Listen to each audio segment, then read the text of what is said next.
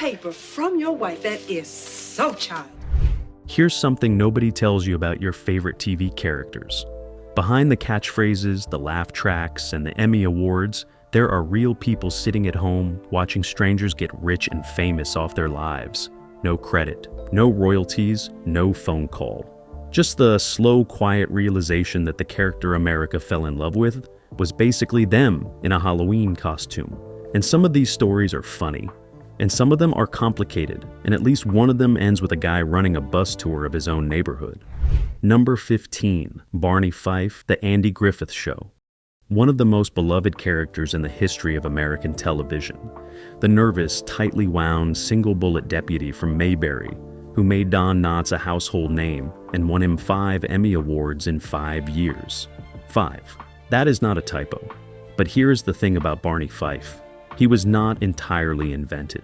Andy Griffith grew up in Mount Airy, North Carolina, a small town that became the real-world blueprint for Mayberry itself. And the bumbling, anxious, desperately eager to please energy that Don Knotts poured into Barney Fife, that came directly from the kind of small-town lawmen Griffith remembered from his childhood. Men who carried more self-importance than actual authority. Men who genuinely believed they were the last line of defense between civilization and chaos, even when the biggest crime of the week was someone's dog getting loose. Griffith never pointed to one single person and said, "That's Barney." But historians and researchers who have studied Mount Airy's history have noted striking similarities between Fife and real figures from the town's law enforcement community during the 1940s and 1950s. The real people who inspired those mannerisms, that voice, that incredible physical anxiety, they watched the show like everyone else. Don Knotts built something extraordinary on that foundation. But it is worth remembering that the foundation was laid by real human beings in a real town who never saw a single Emmy on their mantelpiece. And by the way, Mount Airy embraced the Mayberry connection so completely, they basically turned the whole town into a theme park. So, maybe that is credit enough. Number 14, Ralph Kramden, The Honeymooners. Well, I have got news for you, Ralph. Jackie Gleason was one of the most instinctive performers in television history. The man did not just act, he absorbed. And nobody understood that better than the people who knew where Ralph Kramden actually came from. Gleason grew up in Bushwick, Brooklyn, raised in poverty after his father walked out, and his mother worked herself to exhaustion. The men he grew up around were loud, proud, perpetually broke, and absolutely convinced that one big idea was all that stood between them and the good life. They were Ralph Kramden, all of them. Gleason never credited any one specific person as Ralph's inspiration.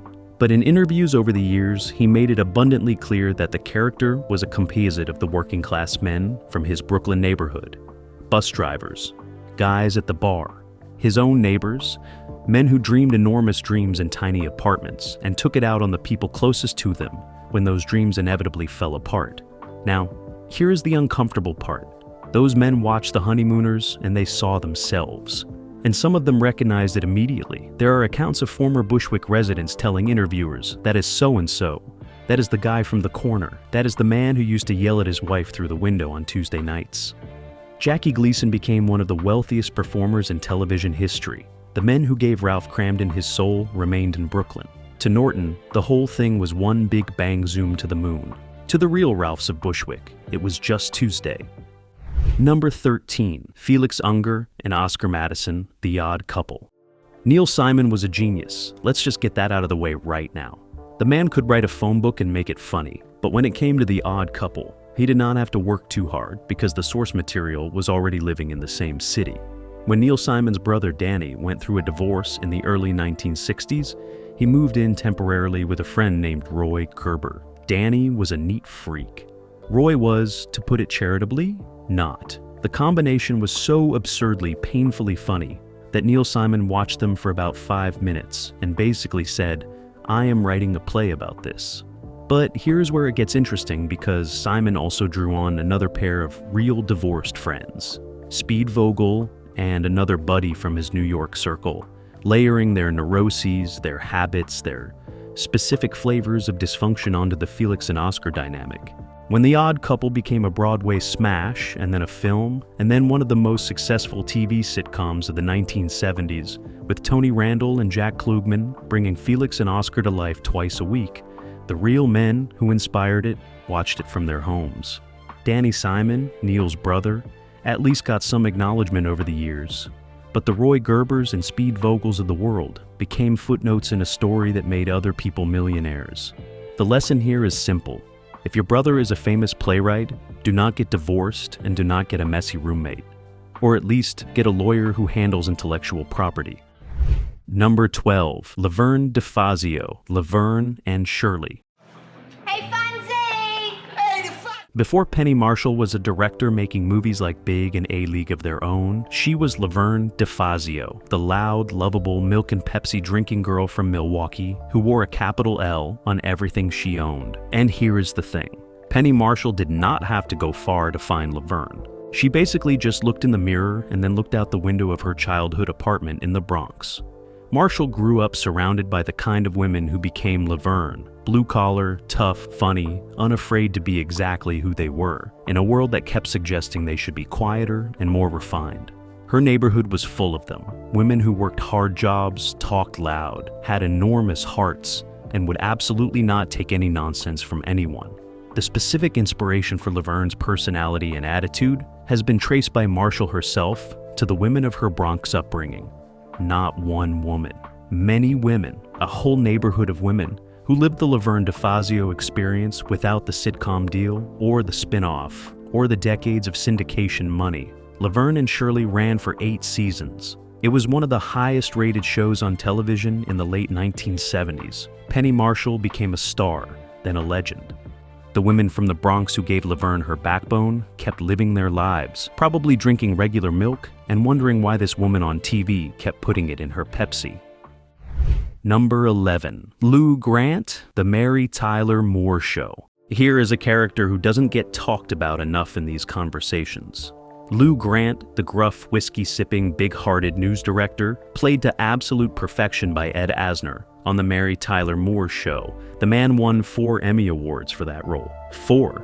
Now, the writers of The Mary Tyler Moore Show were plugged deeply into the world of real television journalism.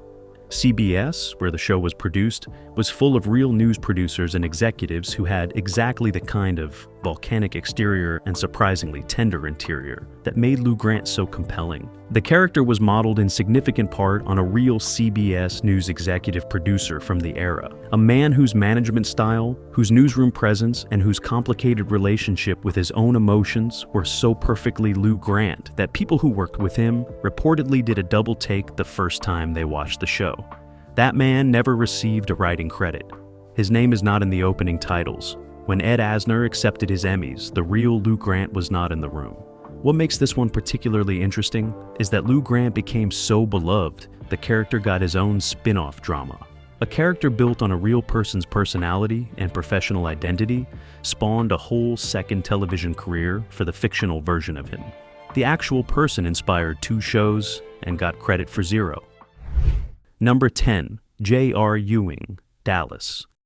Oh, J.R. Ewing, the man you love to hate, the slipperiest, most magnificently corrupt oil baron in the history of primetime television. Larry Hagman played him with such gleeful, unapologetic villainy that Who Shot J.R. became the most talked about television event of 1980. But J.R. Ewing did not spring fully formed from the imagination of Dallas creator David Jacobs. He had a real-world model, and the real version makes J.R. look almost reasonable. H.L. Hunt was a Texas oil billionaire, one of the richest men in America during the mid-20th century. A man who made his first fortune through a combination of ruthless deal-making, questionable ethics, and an absolute refusal to let anyone or anything stand between him and what he wanted. He was brilliant. He was terrifying. He funded fringe political causes and ran his personal life with the same disregard for conventional morality that made J.R. Ewing so compelling to watch on Friday nights. The writers of Dallas drew heavily on Hunt's persona, his mythology, and the broader legend of the ruthless Texas oil patriarch when building J.R. Hunt passed away in 1974, so he never saw himself reflected in Hagman's performance, but his family did. And the Texas oil community absolutely knew where JR came from. Here is the wildest part. The writers apparently felt they'd had to tone JR down from the real-life inspiration because the actual H.L. Hunt was considered too unbelievable for fiction. When reality is too extreme even for a primetime soap opera, you know you have found a genuine original. Number 9. Fonzie Happy Days. Well, you aren't going anywhere till the game's over.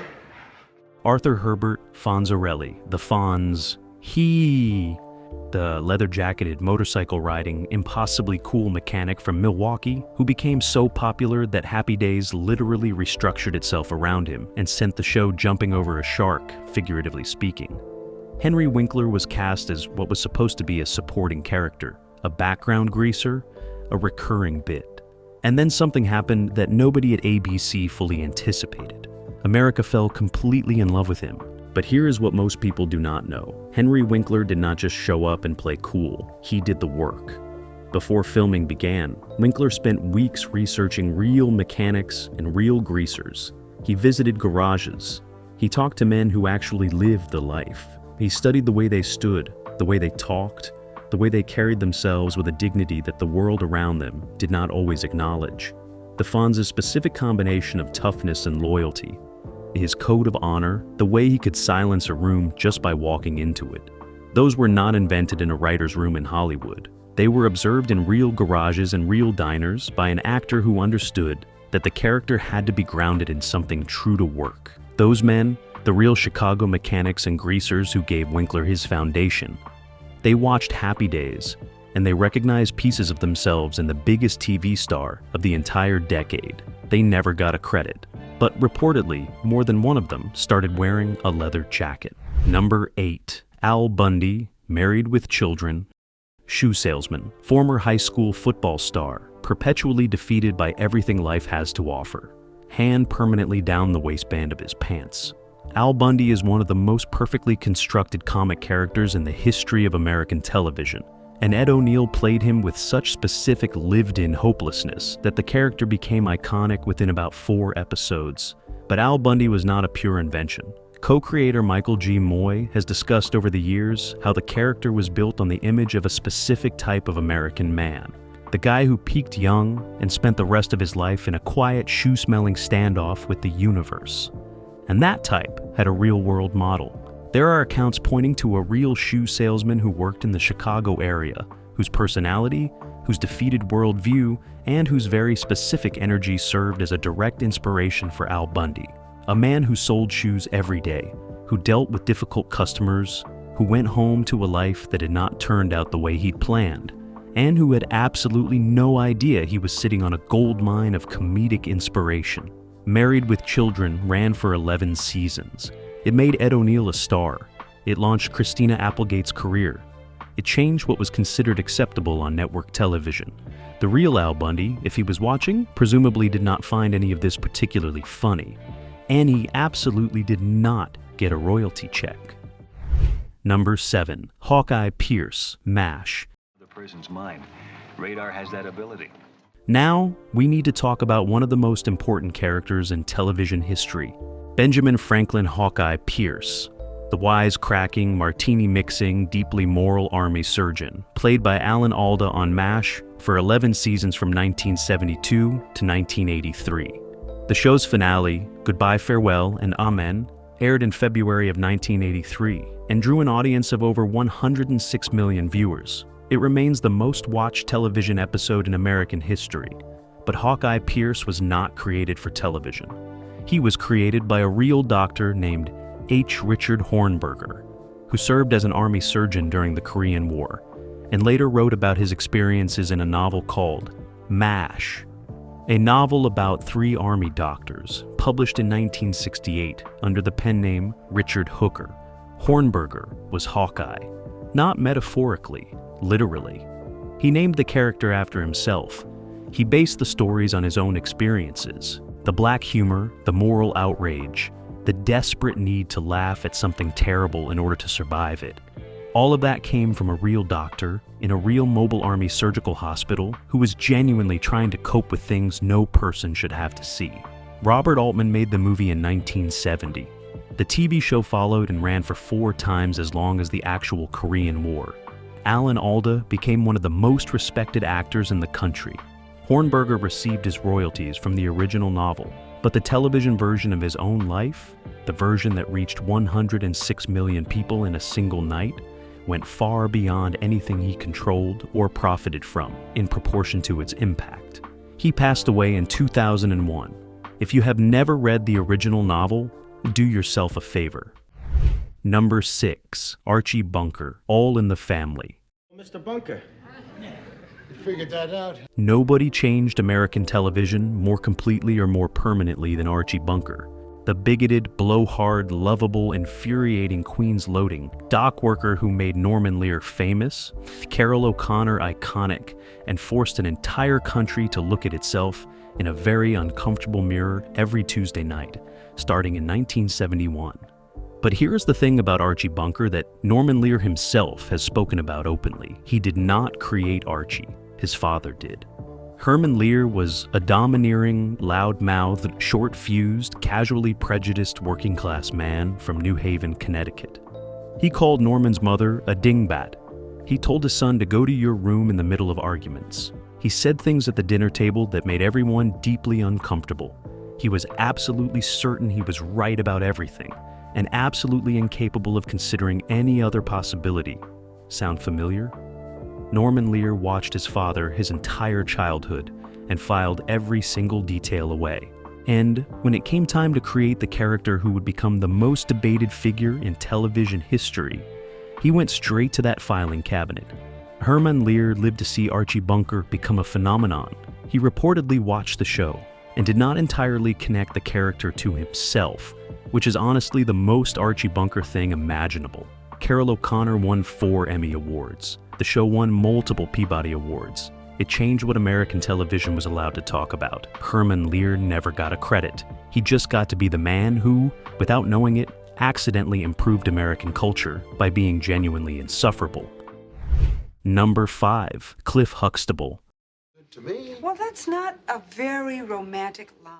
The Cosby Show. This one is complicated. Let's just acknowledge that up front and then talk about the television history, because it is genuinely significant regardless of everything that came after. Cliff Huxtable, the OBGYN dad with the amazing sweaters and the endless patience and the Jell-O pudding pop energy, was not a character that Bill Cosby invented so much as one he assembled from the raw materials of his own life. Cosby has been explicit about this over the years. Cliff was him, or at least a version of him. The Philadelphia upbringing, the professional success, the marriage, the children, the parenting philosophy, the specific comedic rhythms of a father who believes in life lessons but cannot quite resist the joke, all of that came directly from Cosby's own experience.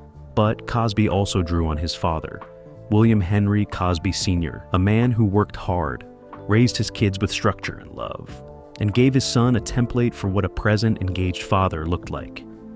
A template that was rare enough on television in 1984 that the country essentially stopped what it was doing on Thursday nights for 8 seasons. The Cosby Show changed television. It changed how black families were depicted on screen. That is a matter of historical record, and Cliff Huxtable was built from real people, real experiences, and a real family that the credits never fully acknowledged. What happened later is a separate and devastating chapter, but the foundation of who Cliff Huxtable was and Number 4, Elaine Benes, Seinfeld. I've lost my fiancé, the poor baby. Here's a name you need to know, Carol Leifer. Carol Leifer is a comedian, a writer, and a former girlfriend of Jerry Seinfeld's from their early stand-up comedy days in New York. She is sharp, funny, neurotic, in the most productive possible way, and she is the primary real-world inspiration for Elaine Benes, the character played by Julia Louis-Dreyfus on Seinfeld for 9 seasons from 1989 to 1998. Elaine Benes became one of the greatest comedic characters in television history. Julia Louis-Dreyfus won an Emmy for the role. The character's mannerisms, her relationships, her specific brand of overeducated, self-aware urban anxiety became a defining portrait of a certain kind of New York woman in the 1990s.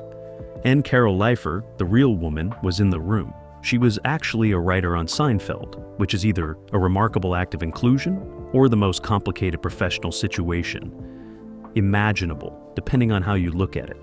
She had a front row seat to watching a fictional version of herself be refined, punched up, and turned into a cultural icon by other writers, while she contributed to the very machine producing it. Now, to be clear, Leifer has spoken about this over the years with more humor than bitterness. She is a comedian, she understands the transaction, but let's be honest, Julia Louis-Dreyfus won 8 Emmy Awards over the course of her career, including multiple wins for variations of this basic character type. Carol Leifer provided the blueprint. Her name is not in the character Bible. If you have ever done the elbow dance, you are doing a Carol Leifer tribute. You just did not know it. Number 3. George Costanza, Seinfeld. Sticking it to me, Jerry. George! You knew this was coming. George Costanza, the bald, stocky, cheap, spectacularly neurotic, magnificently self-defeating character, played by Jason Alexander on Seinfeld, is one of the most beloved comic creations in the history of the medium. The man lied about being an architect. He double-dipped a chip. He ate a pastrami sandwich during intimate moments. He was, in the words of Jerry Seinfeld himself, an appalling human being. He was also Larry David. Larry David, co-creator of Seinfeld, and one of the most influential comedy writers in television history, did not write George Costanza from imagination. He essentially wrote a confession. George's cheapness, his pettiness, his bottomless capacity for self-sabotage, his inability to let a single minor grievance go, his spectacular failures with women, the job situations, the parents, the whole architecture of George's dysfunction, came directly from Larry David's own life, personality, and neuroses. David has been extremely open about this. He has said it in interviews. He explored it further when he created Curb Your Enthusiasm, which is basically Seinfeld, with the fictional layer removed entirely and Larry David playing himself, doing George Costanza things. Jason Alexander has spoken about the challenge of playing George, specifically the challenge of making a character this petty and this selfish consistently watchable and somehow lovable. He pulled it off brilliantly. He was nominated for 7 Emmy Awards for the role. Larry David watched Jason Alexander play a version of himself for 9 seasons, and collected co-creator money and eventually won his own Emmys for Curb Your Enthusiasm. So, in this particular case, the real person behind the character did eventually get his credit. He just made you wait about a decade for it. Number 2. Sam Malone, Cheers. Are deeply and passionately in love. Cheers ran for 11 seasons from 1982 to 1993, and gave us one of the most enduring fictional characters in television history. Sam Malone, the former Red Sox relief pitcher turned Boston bar owner, played with enormous charisma by Ted Danson, the recovering alcoholic with the perfect hair, and the spectacular ability to charm absolutely everyone who walked through that door. Sam Malone was not entirely invented. He had real-world roots, and they ran deeper than the Cheers soundstage. The character drew in part from the real story of Bill Buckner and similar figures in Boston sports mythology, but the more specific and more fascinating inspiration was a pitcher named Bill Lee, the real Red Sox left-hander known as Spaceman, a larger-than-life personality who played for Boston in the 1970s, and who had a way of filling up a room and charming everyone in it that felt almost fictional, even when it was happening in real life. Lee's irreverence, his relationship with the bottle, his charisma, and the specific texture of his post-baseball personality fed directly into who Sam Malone was as a human being. The creators of Cheers drew on that archetype, that very specific Boston sports figure energy, to build the man who would stand behind that bar for 11 seasons. Bill Lee never got a writing credit. He did eventually comment publicly on the similarities between himself and Sam Malone. He was a good sport about it, which is not particularly surprising for a man whose nickname was Spaceman. Ted Danson won 2 Emmy Awards for the role. He gave a tearful goodbye to that bar in front of 80 million viewers. Bill Lee got a nice story to tell. Number 1. Kramer, Seinfeld. What am I drinking? What do you got? I got a bottle of scotch. Here it is, the most outrageous, the most documented, the most beautifully specific example of a real person watching themselves become a television legend without getting a single line of credit. Cosmo Kramer, the eccentric, scheming, rubber-limbed neighbor who burst through Jerry Seinfeld's apartment door in every episode and turned the whole show sideways, played by Michael Richards in a performance so specific and so physical, it won him 3 Emmy Awards. The real Kramer's name was Kenny Kramer, and he lived directly across the hall from Jerry Seinfeld at 129 West 81st Street in Manhattan during the 1980s. Kenny Kramer was eccentric. He had wild schemes. He had unusual jobs. He had the specific energy of a man who was perpetually convinced that the big score was right around the corner. He burst into Jerry's apartment uninvited. He was tall and angular and unforgettable. He was, in essentially every meaningful way, Cosmo Kramer without the fictional name and the television budget. When Seinfeld became the biggest sitcom in the world, when Cosmo Kramer became a cultural phenomenon, when Michael Richards was winning Emmys and the character was appearing on magazine covers and lunchboxes and Halloween costumes in every store in America, Kenny Kramer was still living his life in New York. He received no credit on the show. He received no financial compensation connected to the use of his life and personality. He was the living, breathing, real-world inspiration for one of the most beloved characters in television history, and his name appeared nowhere near the credits. Now here is the part where this story takes a turn that is either deeply funny or deeply telling, depending on your point of view. Kenny Kramer, being the exact kind of person who inspired a character like Kramer in the first place, did not sit quietly in his apartment, stewing about it. He leaned in. He launched Kramer's reality tour, an actual bus tour of New York City that visited the real-life locations that inspired Seinfeld. He gave interviews, he appeared at events. He built a second career out of being the real Kramer. He once said that he had no hard feelings about the whole arrangement, which is either extremely enlightened or the most Kramer thing anyone has ever said. Michael Richards made millions. The character appeared on a postage stamp, and somewhere in Manhattan, the real guy was loading tourists onto a bus. But here's the thing, and this is what makes Kenny Kramer the perfect number one for this list. He understood something that most people in his position would never have figured out. He could not own the character, but he could own the story. And he went out and did exactly that, with the specific chaotic entrepreneurial energy that made someone write a television character about him in the first place. Cosmo Kramer would have absolutely started that bus tour. 15 beloved TV characters, 15 real people who provided the raw material, and a whole lot of stories that never quite made it into the official record. Now look, in some of these cases, the people involved were acknowledged over time or found their own way to the story. In others, they watched from a distance while Hollywood built empires on foundations they laid. The one thing all 15 have in common, they were so specific, so real, so undeniably themselves that a writer or an actor or a creator could not look away. And that is not nothing, that is actually everything. So here's what we want to know. Which one of these surprised you the most? And are there other TV characters you always suspected were based on real people?